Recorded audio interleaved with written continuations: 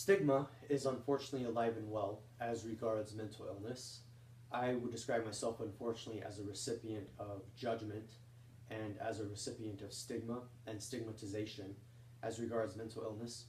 I guess this talk of mine is basically a bold call to action um, in response to the overwhelming stigmatization that exists for people with mental illness. There are, as I like to describe, two main stigmas that regard people with mental illness. One of them is that they are deviant uh, and that they have the intent to harm specifically. But deviancy also includes a lot of other aspects, such as just being different. So it evokes ideas of tribalism. So just accept or just making the statement that we're not that mentally ill person, which leads to ostracism and exclusion of that mentally ill person. The other one is that they're stupid. The other aspect is that they're dumb.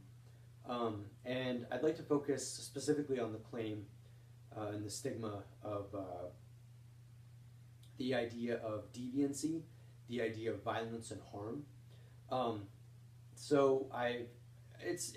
really fascinating to think about, but it's so awful and terrifying at the same time, because I've lived with the consequences of our blatant and rampant fear of mental illness. Mental illness is poorly understood. This might be because of evolutionary reasons, because there are indeed evolutionary reasons of why we would fear the other, so to speak. But I find it very troubling because in my life I've noticed that because people tend to see me as being a threat, I internalize the notion that I must be wanting to cause harm. Now, of course, I would never act on any idea or any action of harm. I would never want to cause harm to anyone. But that doesn't mean that I don't internalize the idea that I'm capable of it, more so than other people. So this is very common with thinking about modern media and modern television, and thinking about how television shows spin a serial killer as being an unwound, and basically crazy psychopath, and being a mentally ill psychopath and very unstable. And all of those associations do a lot of disservice and injustice to people with mental illness, because really, people with schizophrenia, for instance, or bipolar, are more likely to be victimized as a consequence of their mental illness than they are likely to cause harm. And yet, nonetheless, we have this horrible and rampant stereotype that they're actually the ones that are going to do the harm.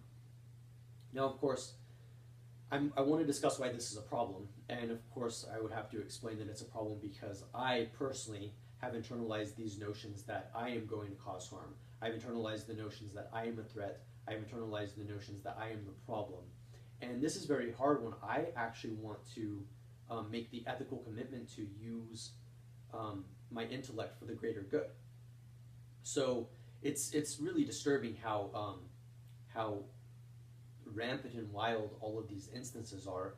But I've been stereotyped many times for having a mental illness and just for acting differently, to the point to where I've been compared to pedophiles, I've been compared to serial killers, I've been compared to thieves and other deviants. And it's been very difficult to live with that kind of, to live in that kind of climate, because as I was trying to make clear, I internalized the idea that I am a threat. But it's hard when I can't figure out why I'm a threat. And really what that leads me to conclude is the idea that the only reason why I'm a supposed threat is because I have a mental illness, because I have brain chemistry that doesn't operate and fire the way that it should. And because of that, I am essentially excluded. And, suffice to say, that causes a lot of pain, that causes a lot of suffering. And it's even more sad when not only am I stigmatized by society, but I'm stigmatized by the very people that are supposed to help. So this includes the mental health care system. This isn't always the case, but I've noticed that in order to get good treatment, I sometimes have to run the gamut. I sometimes have to jump through a lot of hoops, and I have to make certain sacrifices to be able to gain the kind of treatment that I need. But by then, the damage has already been done, and I've already been traumatized in various ways. So really, I wanted to make this a talk about stigma and the debilitating effects of stigma, how destructive stigma is. And as you can see based off my talk, stigma is definitely very destructive because it makes me, as a person who wants to live an ethical life, who wants to live a virtuous life, who wants to live a good life, basically feel like the bad guy, basically feel like someone who can never achieve anything, basically feel impotent and useless in society, basically feel even more than that, feel deviant and feel like a threat, which is a harmful idea that I've internalized pretty much as deep as it can go, because I fear, especially when it's brought up, that I am a threat and that I am going to cause harm, even though I know for a fact I'm not going to. Even if I was completely unstable, I know that I wouldn't cause harm to anyone, because that's not something that I want to do. And so really this is a misunderstanding of mental illness and psychosis and other traits that we have with mental illness. So I would say, if you're watching this video, to, in your own life, just try to think through stereotypes, try to think through tribalism, try to think through all of these various notions that we have about mental illness, and try to work through all of the stigmas. And indeed, this can't happen overnight. Society isn't going to change overnight, but I hope that by making this talk, I've at least brought attention to this very difficult subject, and I hope that I can help be an impetus for change.